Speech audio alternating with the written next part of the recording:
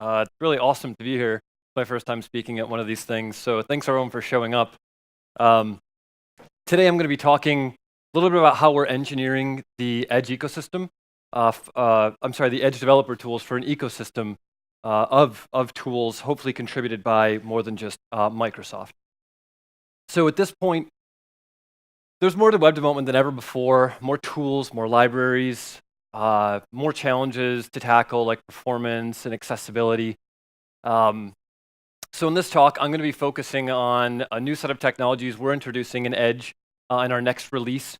Should be coming out in the next month or two, called the Edge DevTools Protocol. How many people have heard of the Chrome DevTools Protocol by a show of hands? Okay, cool. So there's actually some familiarity with it. It's the technology that Chrome uses with its DevTools to debug against its rendering engine and its runtime engine. So with that, first I'll introduce myself. I'm Brendyn. I'm a program manager at Microsoft. I work on the web platform team. This is my dog, Jackson. He's way cooler than me. I figured if I showed you guys a picture of a cute dog, maybe that'd warm you up a little bit for me. So he's the coolest part of my life. Here's an overview of sort of our talk. First, we're going to talk about how we've been reinvesting in Edge starting last year in the Edge DevTools. I'm going to give you guys an overview of the Edge DevTools protocol, talk a little bit about the goals that we have for it, and a brief overview of its architecture. Then I'm just going to spend most of the talk on demos, which is why we have all these systems rigged up here and perilously connected to each other. So let's all, if you wouldn't mind, send some good vibes to the demo gods so that things don't crash. I got a green screen back there while I was practicing, so yeah. I'm using some internal builds here from Windows. That's why it's a little bit finicky. And then in the end, I'm just going to do a quick recap and share some resources with you guys if you want to go get started playing around with some of these bits. Okay, so first, how we've been reinvesting in Edge DevTools. So for a number of years, the Edge DevTools sort of sat atrophying. People didn't really do much work on them at Microsoft, but starting in January of 2017, we rebooted the team, we sort of staffed up, and we recommitted to closing this gap that we have with other browser vendors on the web. That journey so far has been a somewhat tricky balance of customer-facing and architectural improvements. We can't just go dark for a year, with 45 engineers and just ship internal architectural advancements. We actually have to show some user interface features every once in a while that actually advance the usability of our developers who develop against Edge. And these changes are happening across the client and the platform. So we have Edge DevTools, or F12, I think as it's colloquially been called. We're rebranding it to Edge DevTools. And then we have the entire platform underneath it, which is a set of diagnostics and debugging APIs that the tool uses, Edge DevTools uses to interact with Edge HTML, our rendering engine. And we've been making these changes at a pretty steady clip. We've been through 2 releases now. So we released with Windows. The Edge HTML platform is baked into Windows. And the particular platform change that we've been working on over the last year, as I mentioned, is called the Edge DevTools Protocol. So again, let's take a really quick look at that before we dive into demo. We'll take a look at the goals, why we're doing this, why we decided to go in this direction, and then what the architecture is. So first, goals. As I mentioned, we ship every 6 months as part of Windows, but we're hearing a lot of feedback from our developers that they actually want features at a much faster pace than that. So one of the things we've done with Edge DevTools Protocol, which is a public set of APIs over HTTP and WebSocket, is expose a public set of interfaces so that we can take the DevTools client and put it up inside the Windows Store so that it ships as part of the store now, and you can download and we can ship updates to you separate from Windows itself. So a big goal behind Edge DevTools Protocol was faster innovation so we could deliver features faster. Microsoft builds a lot of tools, VS Code, we build Edge DevTools, but we know that we are not the only ones that can build great dev tools. And the second goal of EDP, as we colloquially call it, is to grow that ecosystem, to expose APIs in a way that anybody can sort of hack on and build tools against, to make debugging in Edge easier. And that includes taking existing tools that target Chrome DevTools Protocol and just porting those over and pointing them at Edge and having them just work. We also, within Windows, because Edge just runs on Windows right now, not counting Edge on iOS and Android, which are sort of separate implementations. Windows has a whole bunch of devices that don't have traditional inputs. We have the HoloLens, we have Xbox. So being able to debug on those, particularly for our team, the web platform team, is often a challenge. Emulation doesn't really do the job of exposing some bugs, and developers need to actually get onto the device, debug it, or to use DevTools against it. So a tertiary goal is to grow the ability of our DevTools and all DevTools to target all the Windows devices that exist.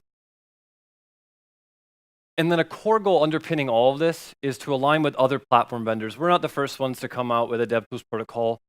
Chrome came out with CDP a number of years ago, and we're looking at sort of the best in the industry and decided that the model and architecture of CDP would advance tooling from the point of view of reuse and also set us up to be able to be more agile and support a community that isn't locked into any one particular browser vendor's DevTool APIs. Okay, with those goals in mind, let's take a quick look at two key scenarios for us. So the first scenario is local DevTools development. So in this scenario, you have a local device. On it, you have your client, so let's say Visual Studio, and you're also running Edge. And you just want to be able to take Visual Studio and debug Edge. The way that we do that now is a client just needs to support HTTP and WebSocket requests, and the client connects to what's called the Edge DevTools server, which runs inside Edge and is loaded by Edge, and I'll actually demo how you can do that today with insider preview builds of Windows. But it essentially uses HTTP to list out all the targets that can be debugged or DevTooled, so a target in this case is an Edge tab. And then it uses WebSocket to issue commands against that target. So something like page.navigate could be used to navigate a tab remotely from Visual Studio. Multiple clients can do this and exist and ping the Edge DevTools protocol server at the same time. So this is a concurrent solution where multiple clients can be using it at once. And the second scenario is remote. So the local device still runs your clients. You still have Visual Studio or VS Code or Edge DevTools. But in this case, the Edge DevTools protocol server is running on a separate device. In this case, imagine it's on a HoloLens, and I'm on VS on my Surface laptop, and I'm debugging remotely a HoloLens. We use a technology called Windows Device Portal. This has existed for a number of years in Windows. We use it, for instance, in our IoT technologies to be able to have a UI for things that don't have an interface. And what we've done is we've just taken the same Edge DevTools protocol server that is used and hosted by Edge in the local case, and we've put it inside of Windows Device Portal. So if you go through a couple of simple developer steps on a remote device, you can activate this, and it spins up the HTTP and WebSocket servers for the Edge DevTools protocol. All right, and with that said, I'm just going to jump into some demos here. So let's get out of PowerPoint. I know we make it, but it's not the most fun thing to live in. Okay, so one second. The first thing I want to demo is some new command line capabilities we built into Edge for launching the DevTools server in our upcoming release. So we have a new command line object called Microsoft Edge. It takes one command line parameter at this point. We're going to scale that out in coming releases. But that one command line parameter is DevTools server port. You pass it in whatever port you want. We recommend something pretty high in the port range just so it's not taken. And then you can pass in a URL that you would like it to navigate to. So what happens when you run that command line script is Edge loads.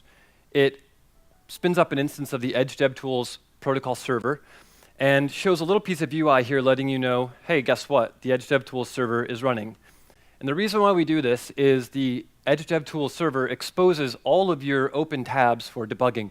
So if you have your bank tab open, you're going to want to know that you're in an active state where any tool that has access to the WebSocket or HTTP servers can enumerate those. And stopping it is as easy as clicking on this and hitting stop or closing your running instance of Edge. We won't do that now. That'll disrupt my demo pretty much. So once the server is running, let's take a look at it. I had mentioned that we have two types of servers running, an HTTP server and a WebSocket server. The HTTP server is meant for discovery about the protocol. So for instance, one of the APIs that we have is version. When you come to this, let me zoom in a little bit on that. So people further back can see it. When you ping the version endpoint, it returns just basic information about the API and particularly the host. Because we want to be interoperable, we want clients to be able to differentiate whether they're targeting Chrome or they're targeting Edge or they're targeting Firefox at some point when this comes out for their platform. So this is the most basic API, just to tell what the version is.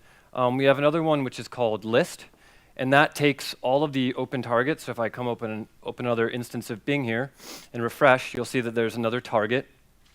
So this is what a dev client would use, for instance, VS, to list out all the open Edge tabs that it could, for instance, debug against. So this is a way for a client to figure out all the different targets it has.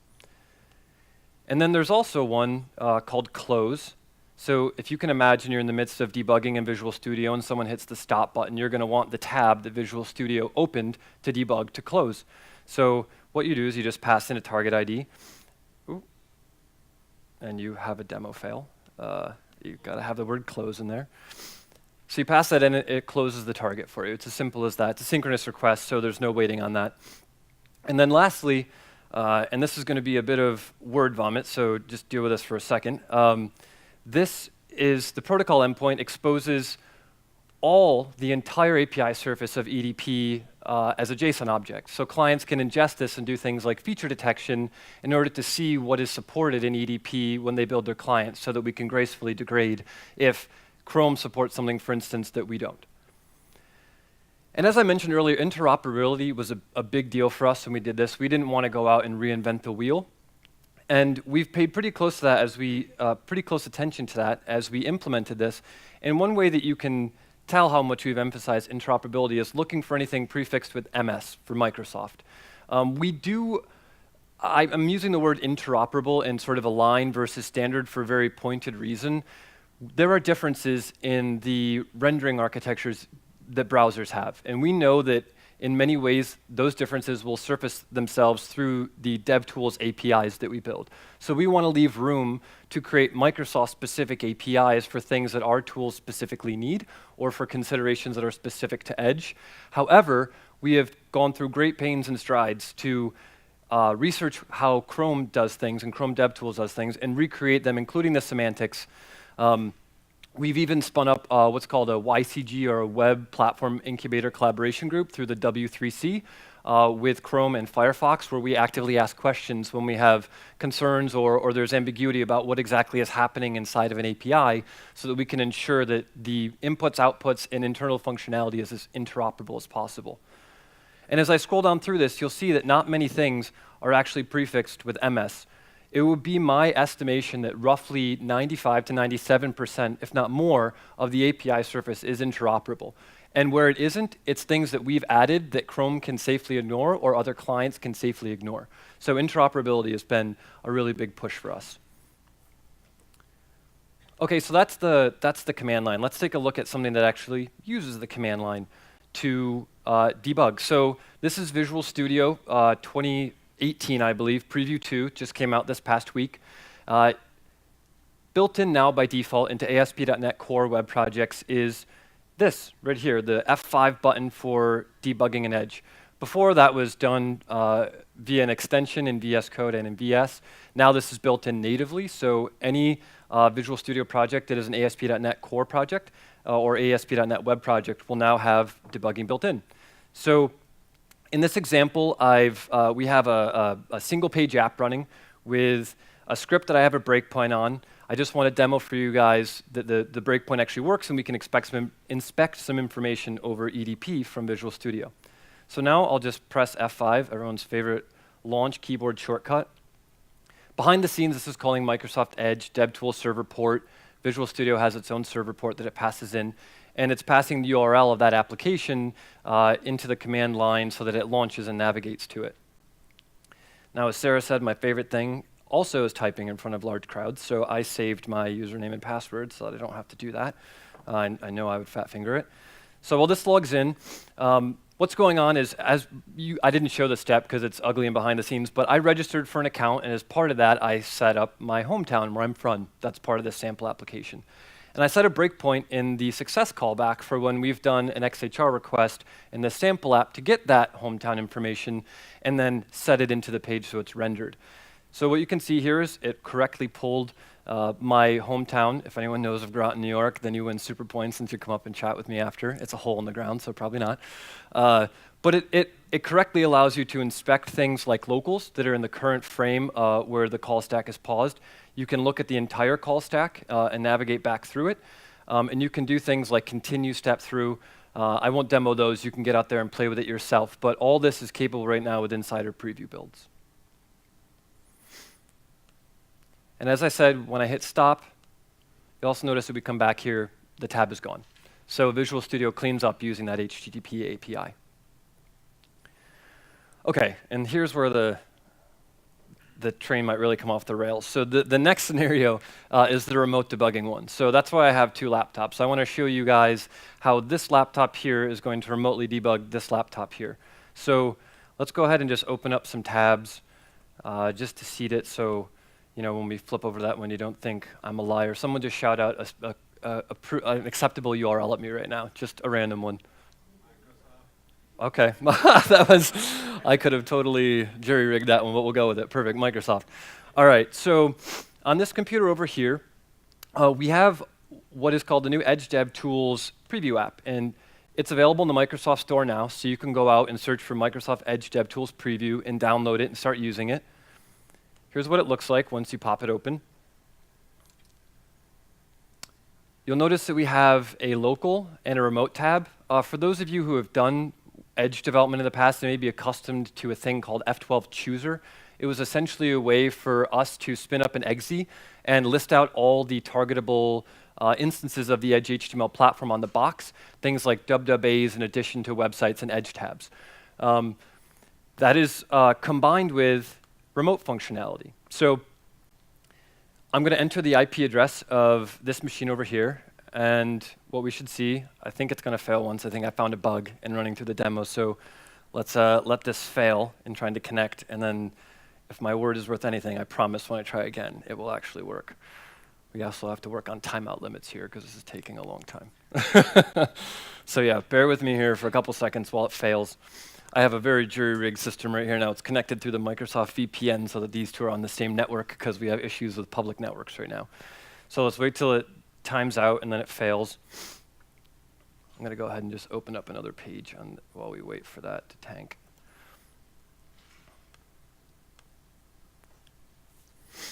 Question? Yeah. Do you have to enable F12 DevTools in Edge? No, but thank you for bringing that up. I'm sorry, while that is crashing, I'm going to switch over and show something really quick back on this device. So the way you enable a machine to be debugged is you go into Settings, Update and Security. There's a For Developers section. And as I mentioned before, we're reusing a piece of technology called the Windows Device Portal. And the Windows Device Portal, sorry, things are crashing, like I said, Insider build. You turn on Device Portal in here. You set a username and password because we do connect via SSL to the device because we want all communication to be secure.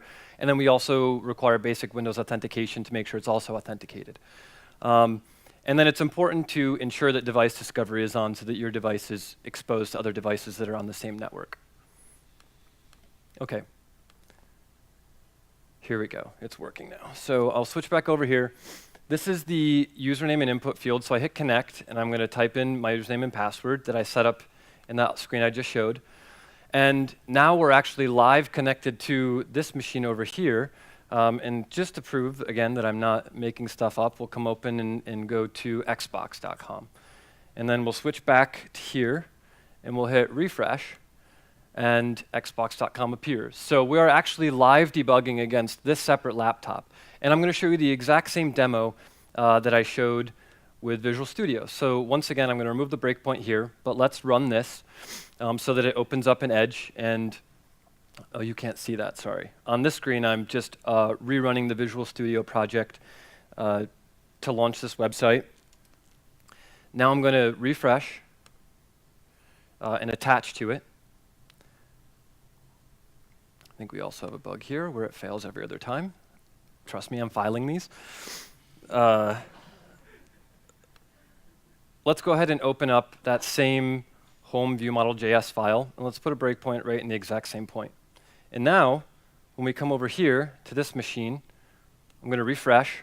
What that does, it triggers the breakpoint, except now it's not on the local machine where it's broken, it's on the remote machine where I'm actually doing my development. So our hope with this is that it enables, like I mentioned, developers who don't have traditional keyboard and mouse inputs to debug these devices remotely, even though they don't have their traditional developer input mechanisms.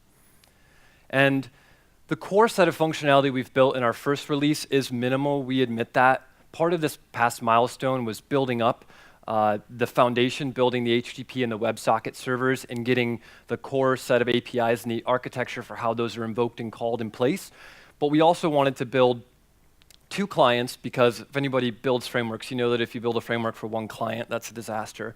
So we wanted to avoid baking 1 client's implementation into the platform too much. So that's why we chose in this release to go with a slightly pared down set of functionality, validated across 2 clients, so we knew we were truly interoperable.